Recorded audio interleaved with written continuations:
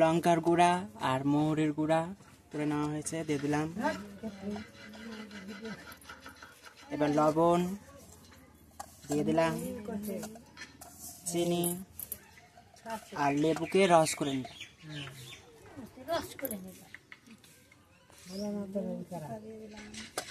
দেখেন বন্ধুরা, আমি ছাড়ছি, দেখেন তো কেমন লাগছে, দেখেন তো লাফালাফি করছে।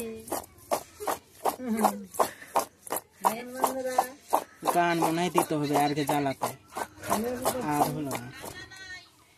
একটা খেয়ে দেখি। ভাষা নাই।